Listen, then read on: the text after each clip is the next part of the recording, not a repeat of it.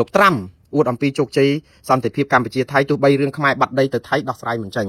បើតាមពិតរឿងលោកត្រាំនេះវាគ្មានអីឆ្ងល់ទេព្រោះអីគាត់ចង់បានយកតែបងហ្នឹងលោកត្រាំទៅដោះស្រាយសម្របសម្រួលសន្តិភាពឯណាចេញនៅពេលប្រជុំនៅថ្ងៃម្សិលមិញនៅក្នុងសភាដែលមានគណៈបកប្រឆាំងនិងគណៈបកកណ្ដាលអំណាចហ្នឹងគឺថាឆ្លោះគ្នាបែកខ្ទិះមានការតវ៉ាហើយយើងគេគិតថាមកពីគណៈបកប្រឆាំងពួកខាងក្រមស្អីប្រជាធិបតេយ្យហ្នឹងចិត្តតែរករឿងលោកត្រាំព្រោះលោកត្រាំគាត់និយាយមួយចំនួនហ្នឹងគឺវាផ្ទុយនឹងការពិតដែរចង់និយាយចឹងណាគាត់និយាយពីសេដ្ឋកិច្ចអាមេរិកហ្នឹងគឺថាវារីកចម្រើនហើយអាការដែលគ្រប់គ្រងគាត់ហ្នឹងគឺភ្លុកទឹកភ្លុកដីតែអាគេទៅធ្វើការស្ទង់មតិទៅម្សិលមិញម្សិលមួយថ្ងៃសារព័ត៌មាន ABC អីហ្នឹងគេថាអត្រានៃការដែលពេញចិត្តគ្រប់គ្រងលោកត្រាំហ្នឹងធ្លាក់ចុះដល់ទៅជាង 60% ទៅហើយហ្នឹងហើយអញ្ចឹងទៅគេចេះតែថ្នាំងថ្នាក់អញ្ចឹងនិយាយទៅក៏អត់អាចនឹងផ្សះផ្សាផ្ទៃក្នុងជាតិរបស់ខ្លួនឯងបានណា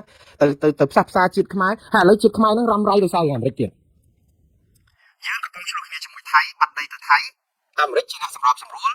នៅណានៅហ្នឹងច្បាស់យកទៅអត់មានថ្កោលទោសថៃឥឡូវហ្នឹងបញ្ជូនសភាវុធយោធាទៅឲ្យថៃដើម្បីត្រៀមធ្វើសម្ភារយោធាសហការប្រតិបត្តិការជាមួយនឹងអាមេរិកគេជាសម្ព័ន្ធមិត្តចាក់ទឹកមិនលិចយូរហើយយើងទៅពឹងអីគេទេឥឡូវយើងពឹងអន្តរជាតិបើអាមេរិកលូកដៃខាងនៅខាងថៃតែយើងទៅឈ្នះអីថៃអញ្ចឹងហើយបានជាខ្ញុំថាខ្ញុំមិនហាមឃាត់ក្នុងការទូងស្គរលើឆាកអន្តរជាតិទេប៉ុន្តែទូងតធ្លុះស្គរទៀតក៏អត់មាននរណាស្ដាប់យើងឮដែរព្រោះអាមេរិកលូកដៃហើយកាន់ជើងថៃ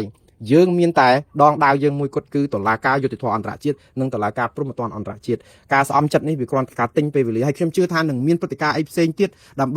បីធ្វើឲ្យប្រជាពលរដ្ឋនឹងវល់បន្តិចទៀតផ្ទុះអីទៀតហើយអស់ពីក្រុម60អង្គការនេះបន្តិចទៀតសាបហើយតែមួយអាទិត្យទៀតសាបហើយប៉ុន្តែតិចទៀតមានបដកម្មអីមួយទៀតដែរដើម្បីធ្វើយ៉ាងម៉េចឲ្យប្រជាពលរដ្ឋនឹងវល់គិតតែពីរឿងមកកញ្ចប់ហ្នឹងអារឿងប្តឹងទៅតុលាការយុត្តិធម៌អន្តរជាតិនិងព្រហ្មទណ្ឌអន្តរជាតិនៅតែឆ្ងាយដូចជើងមេឃដដែលអានេះហើយដែលខ្ញុំគិតថាវាជារឿងអេះអត់ត្រូវរមាស់ហើយខ្ញុំជឿថាកិច្ចការងារនេះនឹងធ្វើឲ្យខ្មែរកាន់តែបាក់ទឹកចិត្តការជំងឺបាក់ស្បាតហើយវាប៉ះពាល់ដល់សតិអារម្មណ៍គ្រប់គ្នាហើយនៅពេលដែលប្រជាពលរដ្ឋក្នុងស្រុកចាប់ផ្ដើមហ៊ានតវ៉ាចាប់ដាក់គុកទៀតអានឹងរឿងកាន់តែវែងឆ្ងាយទៀតប៉ុន្តែក្នុងពេលជាមួយគ្នានេះក៏មានអ្នកខ្លំមើលសង្គមហ្នឹងថាដល់វេលាសមរម្យល្មមដោះលែងអ្នកទោសនយោបាយឲ្យអស់ហើយខ្ញុំនៅតែគ្រប់គ្រងថាដោះទៅវាមិនទៅជាចង្រៃអីទេសិតតែខ្មែរគ្នាឯងថា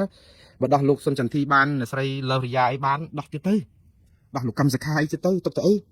យោបល់នេះគឺពីលោកម៉ែនណាតលោកថាឥឡូវនេះដល់ពេលឲ្យរដ្ឋាភិបាលកម្ពុជាគប្បីសម្រួលស្ថានភាពផ្ទៃក្នុងខ្មែរស្មារតីសាមគ្គីឯកភាពជាតិស្របតាមគោលបំណងនៃរដ្ឋធម្មនុញ្ញកម្ពុជានិងសហគមន៍អន្តរជាតិគោលបំណងនេះគឺសំដៅលើការលើកទឹកចិត្តដល់រដ្ឋាភិបាលឲ្យដោះលែងអ្នកជាប់ឃុំមនសិការទាំងអស់ដែលរងគ្រោះដោយអយុត្តិធម៌តាមរយៈការបញ្ចេញមតិនាពេលកន្លងមកជុំវិញបញ្ហាព្រំដែនកម្ពុជាជាមួយប្រទេសជិតខាងហ្នឹងក៏រងទុក្ខដោយសារតែការបញ្ចេញមតិបញ្ហាបរិស្ថានបញ្ហាសង្គមនិងនយោបាយលោកម៉ែនណាតបានបន្តទៀតថាសកម្មជនបរិស្ថាននិងសកម្មជននយោបាយ97នាក់ទៀតកំពុងជាប់ឃុំនៅឡើយដូចជាលោកស្រុនស្រនកញ្ញាភឹងសុភាលោកសានសិទ្ធលោកថនរដ្ឋាកញ្ញាឡុងកន្ធាលលីចន្ទរាវុធភួនកែវរស្មីយឹមលៀងហ៊ីកាតសារាយជាដើមជាមួយគ្នានេះពេលវេលានេះក៏ជាពេលសំរុំដែលរដ្ឋាភិបាលគប្បីទម្លាក់ចោលបទចោទទាំងស្រុងលើសំណុំរឿងដូចជាករណីនយោបាយលោកកម្មសុខាលោកថាច់សិដ្ឋាលោកខឹមច័ន្ទវណ្ណៈលោករងឈុនកញ្ញាសេងធារីនិងអ្នកដទៃទៀតជាថ្មីម្ដងទៀតរដ្ឋាភិបាលកម្ពុជាដែលកំពុងស្ថិតនៅក្នុងស្ថានភាពដ៏លំបាកដោយសារការឈ្លានពានរបស់ប្រទេសថៃមកលើប្រទេសកម្ពុជាដូច្នេះពេលនេះគឺជាពេលវេលាសមរម្យខ្លាំងណាស់ដែលរដ្ឋាភិបាលកម្ពុជានិងតុលាការកម្ពុជាត្រូវសម្រួលដោះលែងអ្នកជាប់ឃុំមនសិការទាំងអស់ឲ្យមានសេរីភាពឡើងវិញដោយគ្មានលក្ខខណ្ឌដើម្បីរួមគ្នាពង្រឹងស្មារតីសាមគ្គីជាតិខ្មែរតតាំងប្រឆាំងមហិច្ឆតាឈ្លានពានរបស់បរទេសជិតខាងបាទនេះគឺជាអត្ថបទរបស់លោកម៉ែនណាតដែលលោកសរសេរក្នុងន័យចេតនាល្អប៉ុន្តែតើគេស្ដាប់គេឮប៉ុណ្ណាខ្ញុំដូចខ្ញុំនិយាយចឹងថារដ្ឋាភិបាលចូលចិត្តនយោបាយប្រជាពិធបង្កើតព្រឹត្តិការណ៍ស្អំព្រឹត្តិការណ៍បន្តិចទៀតទៅអាចនឹងមួយអាទិត្យពីរអាទិត្យបីអាទិត្យទៀតរៀងតឹងទៅដោះលែងមួយអាទិត្យពីរអាទិត្យបីអាទិត្យរៀងអីចឹងទៅមានព្រឹត្តិការណ៍បាតកម្មអីមួយទៀតហើយបាតកម្មហ្នឹងគឺវាយបកមកក្រុមប្រឆាំងភាគច្រើនដើម្បីអីព្រោះក្រុមប្រឆាំងនេះគឺកំពុងតែរដ្ឋាភិបាលក្រៅប្រទេសនេះកំពុងតែត្រៀមចំសមាជជាតិទៀតនៅឯទីក្រុងនៅឯរដ្ឋ Massachusetts នៅថ្ងៃទី13និង14ខែមីនានេះដែលគាត់រៀបចំសមាជធំមួយ